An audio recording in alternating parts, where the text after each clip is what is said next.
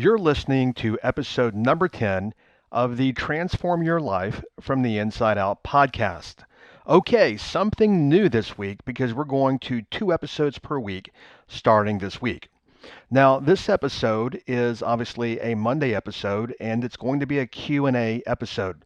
Basically, what I'm going to be doing is I'm going to be answering questions that you guys have emailed in.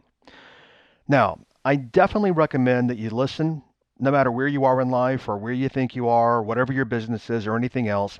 And the reason why, I've coached for a lot of years. And what I know is that 80% of people struggle with these same things. So as I'm actually answering some of the emails and kind of actually coaching people through their emails and their questions, you're probably going to see yourself in my response. So stay tuned. Hi, I'm Jim Fortin, and you're about to start transforming your life from the inside out with this podcast. I'm widely considered the leader in subconscious transformation, and I've coached super achievers all around the world for over 25 years. Here, you're going to find no rah-rah motivation and no hype, because this podcast is a combination of brain science, transformational psychology, and ancient wisdom all rolled into one to take your life to levels you've never thought possible. If you're wanting a lot more in life, to feel better, to heal, to have peace of mind, to feel powerful and alive, and to bring more abundance and prosperity into your life, then this podcast is for you because you're going to start learning how to master your mind and evolve your consciousness. And when you do that, anything you want then becomes possible for you. I'm glad you're here. Okay, so I got a lot of emails, and actually I was surprised at the amount of emails that came in with people asking questions. What I also know is that in all the episodes I've done already, and in every Wednesday episode, I know that maybe a lot of your questions have been or will be answered if you go back and you listen to those other episodes. Nonetheless, it's okay. We're going to dig in here, and I'm going to start answering questions. And if you have questions that you want me to answer at the end of this podcast, there will be instructions as to how to submit your questions. Also, listen all the way to the end of this episode, because what we're going to do is we're starting the next transformational coaching program in mid-May, and it's a $3,000 per seat. It's $3,000 per person to register, and we are going to be giving away a seat in the next transformational coaching program plus $500 cash. So stay with me all the way to the end, and I'm going to tell you how you can actually qualify, or actually rather I should say, how you can get registered to be in the drawing for that seat that we're going to give away. As I was going through the emails, the biggest themes that were coming out, and by the way, I had a lot, so I don't know how many we're going to get through here. I don't want this to be too long because this is what I know, many years being a professional speaker, is that the mind can only listen as long as the butt can sit. So I know if I go too long, it's not for everyone. I don't know how long we're going to go, but I'll just start going through them and we will see what happens. But the biggest themes that were coming up, and I see this all the time, is that people living from their past history. And I'm going to do a whole episode on that at some point, is that people live from their past. I mean, right now is the only thing that exists, because anything that you have ever created in your life or ever will or ever do is always happening in the now. But most people are never living in the now, and they're never present. They're always living in their past, from their childhood, from all these things that happened before, or they're worrying about something that's going to happen or potentially happen or could happen in the future. So the biggest theme I saw in all the questions was people living in their past history.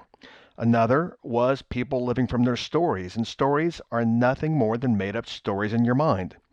Basically what happens is when at all points of our life, but when we're little, something happens to us. Then what we do is we interpret that, whatever it was. Maybe our parents were alcoholics, or they had short tempers, or somebody made fun of us as a kid, or whatever it was. These things happen. Then we give it meaning and we interpret it. Then what we do is we tell ourselves a story about it over and over and over.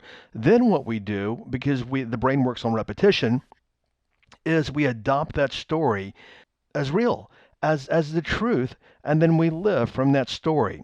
And of all the questions that have come in already, pretty much these same patterns that I'm sharing with you right now are things that people do. So we're going to start digging into those and we're going to start actually taking those apart in this episode.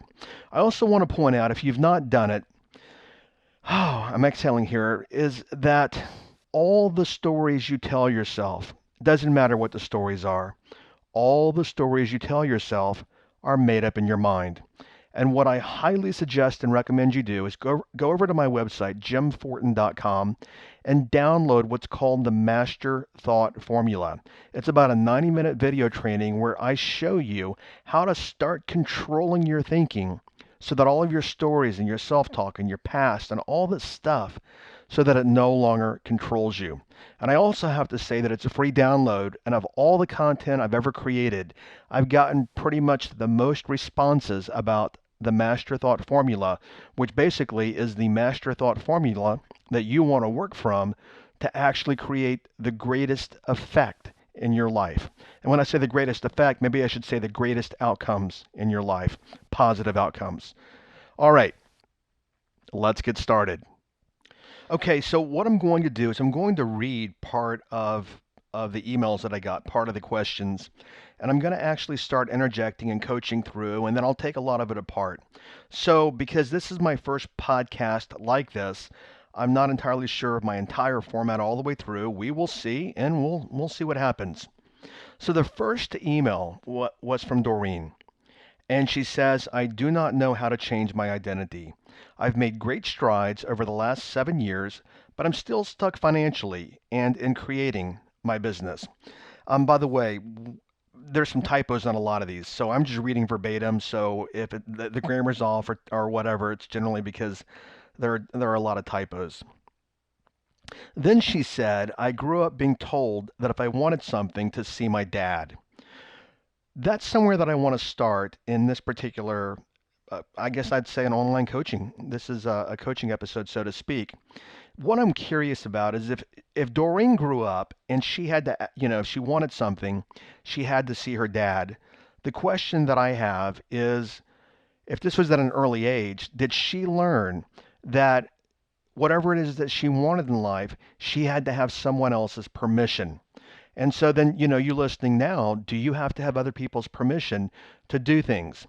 And then on top of that, something else that came to mind is if she had to ask her dad for everything that she wanted, did she learn to become dependent upon someone else? Meaning, I can't go out and create and I can't have in life unless, and that's the operative word, unless someone supports me or there's someone else behind me, because I cannot do it myself.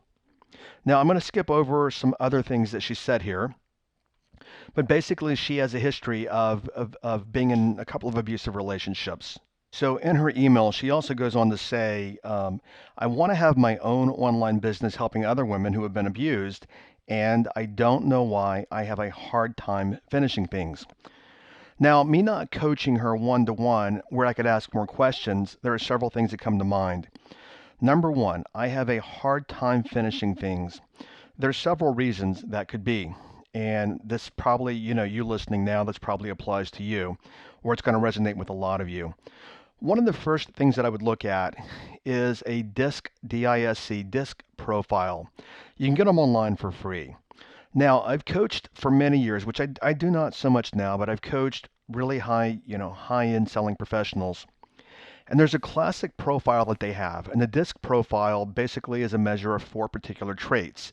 DISC, which is the driver, an influencer, a steady, and cautious, which are each of the categories. A driver is someone who actually they can get things done, they can plow through things. An influencer is the air quote people person. They want to be around people. The steady is your ability to put one foot in front of another and to get your task done. And then C is caution. Now, I am a very high D. I'm a really high D. I'm like a 90% when it comes to a D. I'm a high I, like 90%. But here's a challenge that I had a lot of my life is that I'm a very low S. Quite literally, when I say I'm a low S, I'm probably at 20%. And that explains, like, for example, right now I have an entire team that support me, but that explains why it is so darn hard for me to follow through with things. I'm one of those people that can quick start, but yet I get bored very, very quickly. And like I said, I have a low S. Now there are other assessments you can take, like the Colby Index and the Myers-Briggs and other assessments, but this one's really simple. So what I would say, if you have a hard time following through on things, the first place that I would look is what is your S? Because if you've got a low S, that means which is steady. Step number one, step number two, winds you up like a Duracell bunny and let you go. Which me, the Duracell, if I were the Duracell bunny, I'd be going different directions every foot I'm moving. I'm all over the place. I would look there first.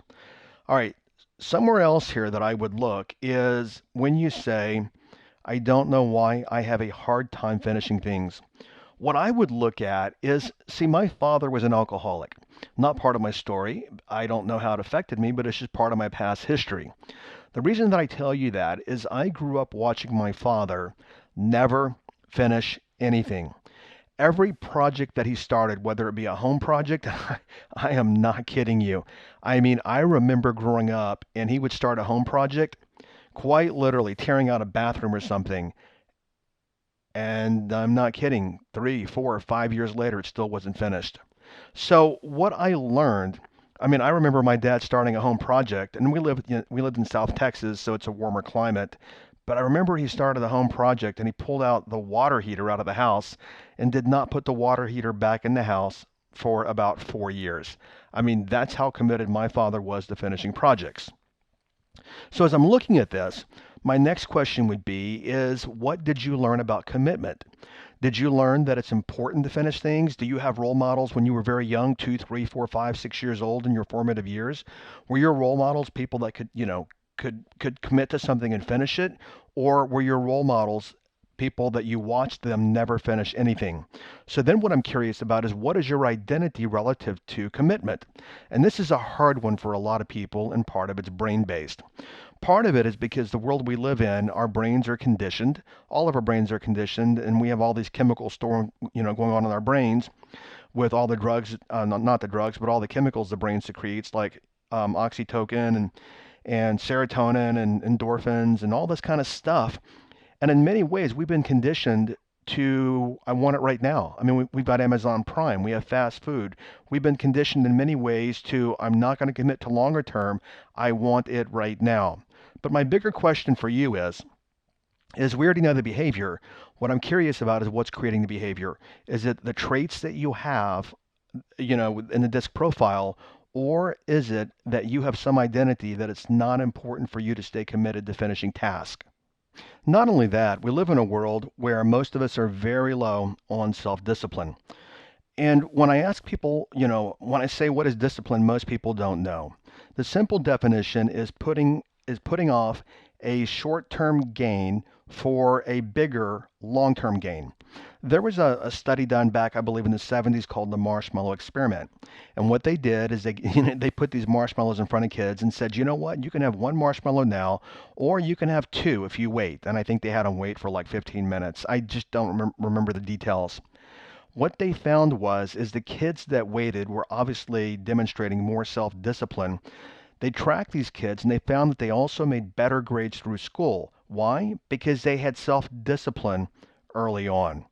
So the first place that I would look here is the disc profile, and secondly is, because we know the patterns, as I just said, secondly I would say is what is my identity around the person who stays committed?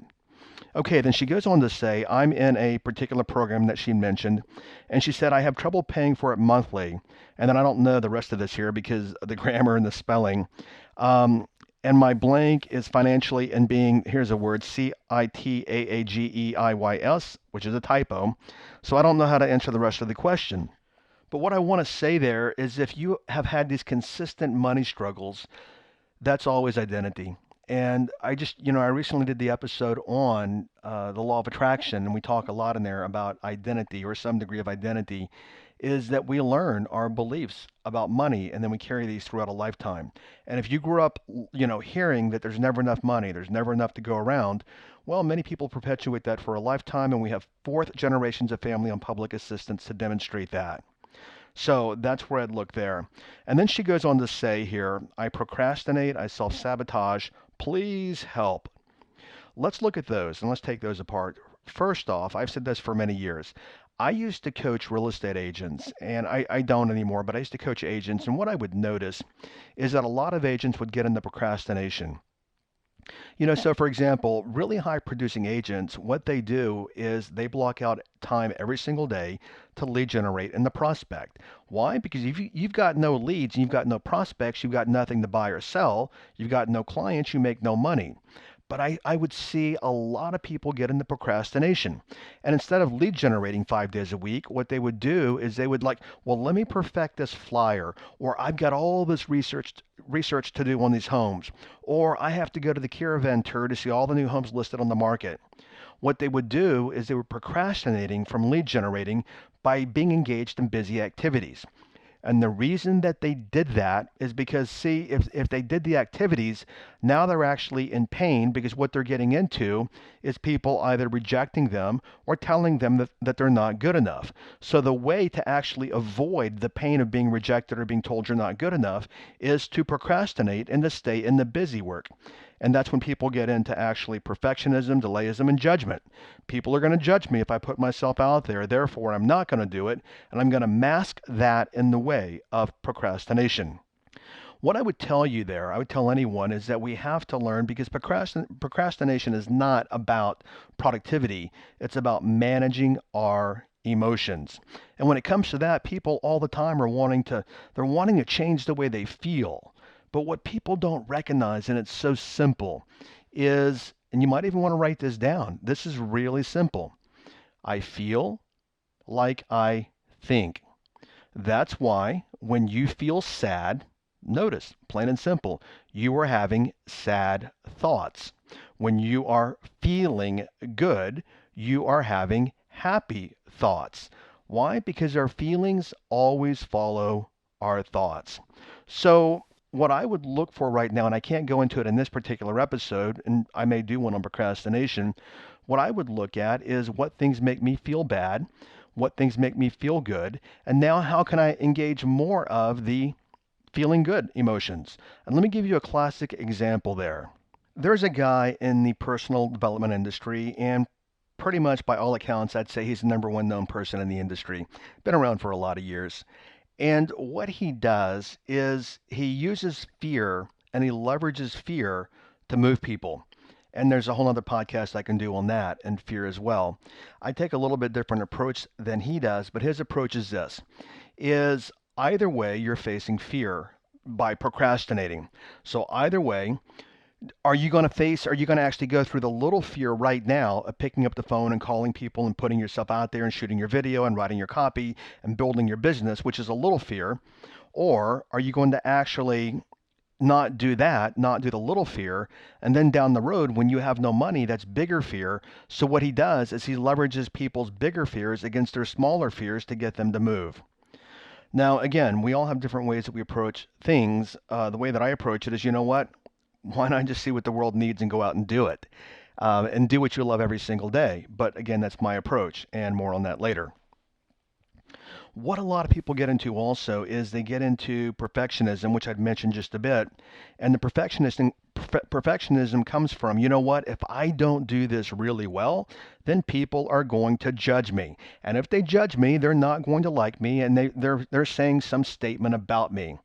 Well, truth be told, when people are judging you, they're not really judging you. They're telling you who they are because when they judge you, that's a reflection of who they are inside. Something that I work from, very simple statement that I work from, and I have found it to be very, very powerful, is that most people actually go for 100% perfection. Let me get it right. I got to do it. Everything's got to be perfect. I mean, everything's got to be, all the I's have to be dotted and the T's have to be crossed, and it's got to be shiny and it's got to be nice looking and it's got to be perfect. And if it's not perfect, then I can't put it out. Well, where I work from is that if you're into 100% perfection, that is failure. Where I work from is 70% perfection is success, meaning just put it out there. Something else here I want to mention is that we judge ourselves so harshly. I mean, many of you listening right now, the first thing you do is you get up in the morning, you look in the mirror, and you're like, "Oh my God, what happened to me? Look at me. I look fat. I look horrible. I am this. I am that. I'm getting old. All this stuff." And we judge ourselves. And not only that, we judge what we can do in the world, and we judge our content, and we judge, our offerings and our products and our services. Something that I read one time was by Martha Graham, the dancer, and she said, you know what? That there's a divine energy that comes through you, and everyone has something unique coming through them. And what she said next was very powerful for me. She said, it is not your job to judge how good you are. Consider that. It's not your job. And I'm going to be 100% transparent here. I impact and I help a lot of people, no doubt about it. And it's pure joy, pure bliss for me to be able to do that. But there was a time that I used to say, well, is my content good enough? Are people maybe, and I used to have these stupid thoughts like, well, maybe there's somebody in the industry that's ahead of me. And of course there is. There's people ahead of me now. But maybe somebody in the industry is going to see my marketing or whatever, and they're going to say something like I'm not that good, or I'm not this, or I'm not that. And for a lot of years that held me back. And I'm just being transparent. Many years ago, I coached a woman, and actually I was her coach, and she became my mentor. She is quite literally, by all accounts, a Dallas business icon. She's a real estate agent, and NAR, the National Association of Realtors, considers her one of the top 20 thought leaders in national real estate. Her company does billions and billions of dollars a year in sales. And when I say she's a business icon, I mean personal friends with, Dallas billionaire Ross Perot and people like that. I did a lot of training in her company, and we became very good friends. And even though I was coaching her, she became my mentor. And one day she said to me, she goes, Jim, and she's at this point, she'd already been in business 50 years. And she said, I don't think you realize how good you are. And that was a huge impact to me because prior I was working from a place where am I good enough to really put my content out there? So where I work from right now is I don't work from is my content good enough? You know what? You listening now, you're going to decide that for yourself. Some are going to listen, some are not. However you're going to process it, you're going to do it, but that's no reflection of me. I got an email this morning from a kid, and it was about the money episode. And he said, I couldn't listen to your episode because I didn't agree. And then he said, and by the way, he's like a 21-year-old kid or something. And then he said, well, you know what? I believe that money comes from value. Well, that's not true at all. It can be true, but it's generally not true because many of you create a lot of value in the world, yet you don't get paid for it. And I said, you know what? You might want to go back and listen to the rest of the episode because you missed 99% of the message. Point is, people are going to judge you positively or negatively, so just go do it. So what I look for is I don't look at how good that I am. What I look at is how many people I can help in the world. I take the focus off from me and how good I am, and I put the focus on that, you know what, right now, even you listening to this podcast, right now, there are people that I can help. There are people that know more than I do. There are people that know less than I do. But that doesn't matter. What matters right now is that I put out what I need to put out, and those people who need to find it will find it, and everything else will take care of itself. All right, something else I want to go into here. And by the way, I had 6 questions for today, and we're barely going to make it through one. So I got a lot of work cut out for me answering all these. Somewhere else I want to go is where what a lot of people get into is they get into good or bad thinking. I can't put my content out because it's bad or people are going to say this or going to say that. I'm not going to spend a whole lot of time on it here, but what I want to share with you is that good or bad thinking is a trap. Because see, the world is what it is. Quite literally, it is what it is. It's human beings that actually charge every experience with that's either good or that's either bad. Some people can. I'll give you guys the best example. All right, this is really simple. And by the way, I am apolitical. Even though I have a degree in political science and psychology, to me it's all toxic poison, and I stay away from it. But that's my interpretation. However, let's talk about good or bad. Someone could say that, you know what, Barack Obama got elected president. several years back. That is bad. Some people can look at it and say, well, that is good. Some people can look at Donald Trump and say he got elected president. That is bad. Other people can look at it and say that it's good. What I want to share with you is it's neither bad or good. It's simply interpretations. So what people do is they get into interpretations about I am good or bad at what I do, or people are going to say good or bad things about me, when in fact, nothing has any meaning except the meaning that we give it. Now, and by the way, I have been there before. One of my coaches many years ago said to me, Jim, I really want to get you off from this good or bad thinking because I used to have some perfectionism in me. And I would be like, well, it's not good enough yet, or it's bad, or people are going to judge me. And this was a very, very significant coach of mine many years back. And she said, you know what? Just stop the good or bad crap. Stop working from there. And what I recognized is that anytime we get into good or bad thinking, then what we get into is doubt. And then when we doubt ourselves, that's when we talk ourselves out of doing things. That's why I go back to and I work from it doesn't matter how bad I am, it doesn't matter how good I am. All that matters is that I go out and help people. Because those that think that I do a good job will follow and I can assist. Those that think that I do a bad job will not follow and I can't assist them and I can't help everyone anyway. Okay, so some other places that I would look here is, we're talking about identity. So your original question was about changing identity. The easiest way to change your identity is subconscious reprogramming, which was, I think, episode, number 9, or one of the, not number 9, but one of the other episodes about reprogramming your subconscious mind. And then I'd mentioned the book in there, Joseph Murphy, I believe was his name, about the power of your subconscious mind. That is the easiest way to change your identity. Then you also said that you're still stuck financially. Well, money is consciousness, which I'd mentioned on just a recent episode. So what I would do is go back and listen to the episode on how people use, which you have been doing, how people use the law of attraction to actually repel money as opposed to attracting money. Okay, I'm going to say some more stuff here, and it might make a little, some people unhappy. The reality is this, is that many people that have written in say they want to be entrepreneurs. I am never one to burst anyone's bubble, to rain on anyone's parade. That's not my place. It's not what I do. What I do look at, though, is that when it comes to traits, not everyone's cut out to be an entrepreneur. So, you had mentioned in your email that you want to be an entrepreneur, but the question that I would ask you is what do you think are the most valuable traits and ways of being that an entrepreneur would have? Another question for you is this. What would be the identity of a very successful entrepreneur? And then we're talking about ways of being, which I'm sure people, you listening, you might have heard me talk about be, do, have. And then I look at, well, what are your ways of being? And what ways would you need to be a successful entrepreneur? And then I look at, well, a way of being, which we talk about here, is commitment. I'm going to tell you and everyone listening right now is that if you do not know how to stay committed to things, then you wanting to be an entrepreneur doesn't mean that you can't. It just means that that's a fundamental trait. Because, see, commitment is the bridge between point A and point B. Commitment is the bridge between where you are and where you want to go. And if you can't stay committed, there's no way you're going to get to point B. So we talk about, traits of an entrepreneur. Are you committed? Then we talk about 100% responsibility, which is something that I teach in my transformational programs, is are you 100% responsible?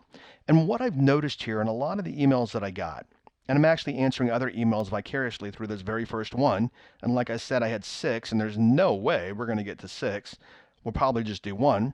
But what I want to point out here, many years ago, back in the 80s, I was always running around listening to Brian Tracy. He was my favorite back then. And, I had the old Sony Walkman with the cassette tape.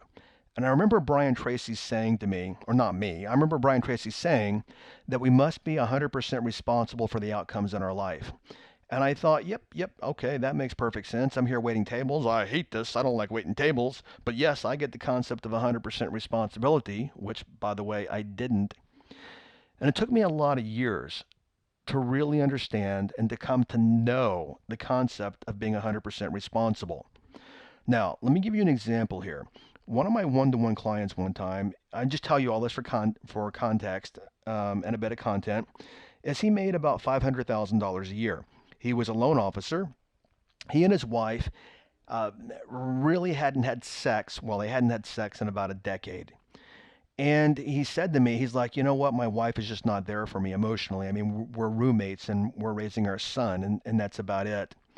And I'm never one to tell somebody they should get a divorce. Not my place. I don't know his karma. I'm not gonna go there. And I did ask him though, what would happen if you got a divorce? And where he was going is he was going into all the fear that people read about, the finances, the visitation, and everything else. And he gave me this story. Notice I said a story. He gave me a story about what would happen if he got a divorce. And I said, you know what? That's all a story. Let me tell you exactly what's going to happen if you get a divorce. And I'm talking to every one of you listening right now. What's going to happen if you get a divorce is what you are 100% responsible for making happen. And he had a hard time getting his mind around that. And I tell every one of you that have emailed in or are listening, what's going to happen in your life is what you are 100% responsible for making happen. On one of the emails, which we will not get into today, somebody said, you know what, I've got enough money to last about 6 more months, and then I'm going to be bankrupt. Well, where this guy is sitting, he's sitting there like a sitting duck, and there are hunters all around him with shotguns. And he's even projecting that he's going to be bankrupt in 6 weeks. And where I work from is 100% possible 100% of the time. What's going to happen in 6 weeks? Which again, he's just sitting here saying, I'm not going to have any money in 6 weeks. What's going to happen in 6 weeks is what he is 100% responsible for making happen. And I alluded to earlier something that a lot of people get into. The two biggest fears that people have are the fear of abandonment and inadequacy. Either people are going to judge me and tell me that I'm not good enough and they're going to reject me, or I'm not good enough. And I'm just telling you candidly, I used to be there, and neither of those affect me in any way at this point in my life. But what I know, because I coached a lot of people over a lot of years, what I know is that people that are successful, number one, is they learn to transcend the fear, or secondly, they do things in spite of the fear. I want to give you an example here of one of my best friends. I don't even mind, I'm not promoting, I'll just tell you, it's soldwithvideo.com. His name is Brandon Lucero. I've known Brandon for about 5 years now, and we met online on Facebook. I saw one of his ads, and I knew that I could help him tweak it. Anyway, we became friends. And when he did his very first webinar, and he actually scripted it out word for word. And on a webinar, generally you can't see people unless you're doing like Zoom or something like that, and you got the video. But he literally scripted out his very first webinar, and he read it word for word. So you listening right now, let me ask you, what do you think that says about Brandon? That he scripted it out and he did it word for word. What do you think that says about him? And as you're thinking about that, how many of you have not done your first webinar or sales presentation or sales page or email or whatever, or Facebook Live or video or YouTube video because you're afraid you're going to be judged? Well, when he told me that, what it told me about him is that, you know what? He was afraid. He was afraid that he was going to make a mistake and that people were going to judge him and he was going to look bad. Therefore, he wrote it all out and he read it word for word. What that told me is that he was being, and that's what you're going to hear me here. That's what you're going to hear me say a lot of in these calls like this. The way that he was being courageous more than he was being fearful. Why? Because most people would have never done what he did by even writing it out. They just don't do it at all. Then they sit there and wonder why they're not getting the results that they want in life. Okay, so let me wrap up this. I, like I said, I had 6 questions and I got through one, and I covered a whole lot more than what was in this particular question. But what I would look at is the question that I would ask myself is, what traits or what identity would someone have who is already a successful entrepreneur? That's where I would start. Okay, so here's the thing. Obviously, I didn't get through all 6 questions. And use this as an example as well. I mean, I'm sitting here talking to you and you're listening to me. I had this big idea that I'd get through all 6 and I got through one. It is what it is, and I'm making it mean nothing other than, okay, I've got to find a way to answer more of these questions. So your takeaway is this week. Every week there's a transformational takeaway, and stay with me because I want to tell you about the next episode, and I want to tell you about how to get entered to win a seat in my next transformational coaching program in May, which again is a $3,000 seat plus I'm giving away $500 cash with that. But your takeaway is this. James Allen, who wrote As a Man Thinketh back, I believe, in the 1880s, James Allen said, mind is the master power that molds and makes. Man is mind, and evermore he takes. He thinks in secret, and it comes to pass that his environment is just his looking glass. What you have on the outside is what you already have on the inside. And every single one of your emails were the same way. Somebody said in one of their emails, I want to be happy every day, but I'm grumpy and I'm mad and I'm angry. Well, if you want to be happy, then choose to be happy because everything in life is a choice. Even if it's driven by the brain, which research shows that 95% of all decisions are brain based, you still are a conscious reflective being that if you find yourself thinking something that you don't want to think, you have the choice, literally reflective choice, to change that. But so many of the emails, if not all of them, were about people living from the outside in, living from their circumstances as opposed to living from the internal world, letting the external circumstances actually, air quote, make them feel a certain way. They have a certain emotion about it and they spiral and they keep spiraling in the wrong direction. So when it comes to personal development, we go to school. It's a broken educational system here in the US, and you learn about history and all these kinds of things that pretty much are going to be of no value to you later in life. But what's not taught in school is transformational personal growth and personal development skills, and most people are very marginal in these areas. So what I would tell you is continue to work on yourself every single day. Okay, the next episode. So I'm still laughing at myself. I got through 1 out of 6. At least I got the one. All right, the next episode. If you've ever said to yourself that I am so overwhelmed, I have no time, I'm always chasing hours, I'm always behind, I wish I could clone myself, and I just don't have time to get all the things done that I need to do in a day, and then as a result of that, your life and your business and your family and everything suffers, you're going to love the next episode. Because, see, the next episode is about how most people work from the wrong place.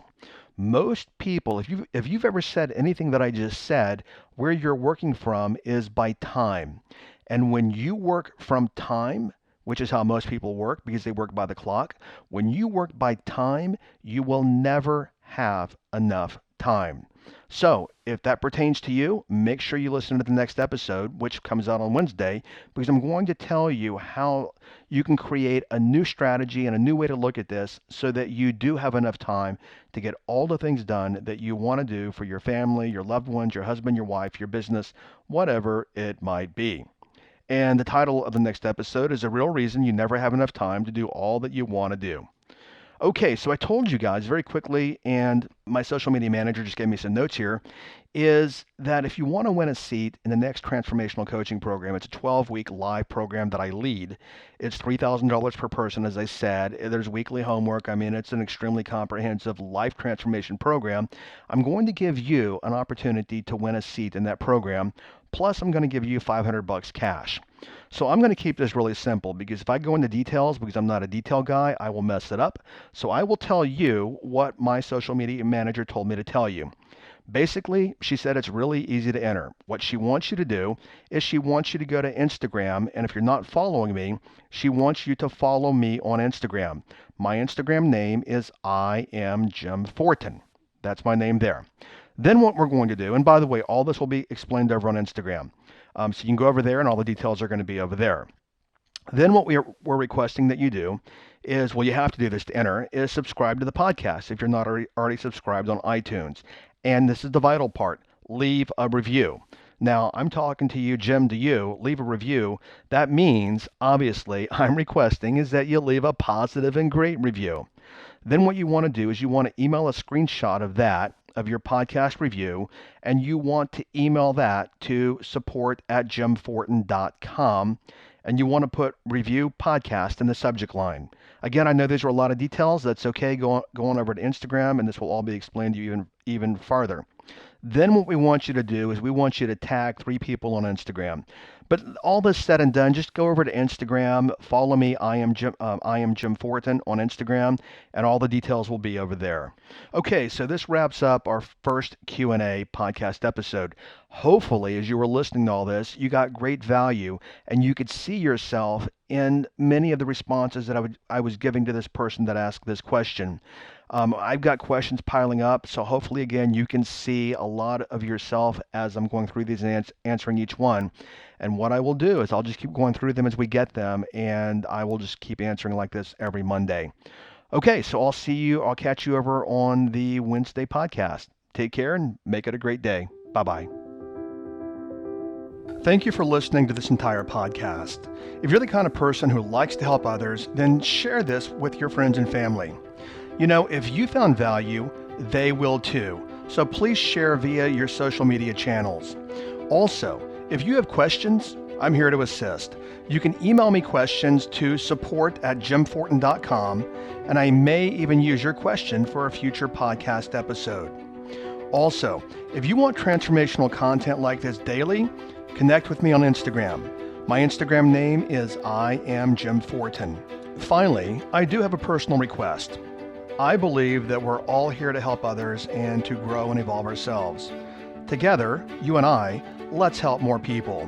If you would please leave a review on iTunes, and a good one, by the way.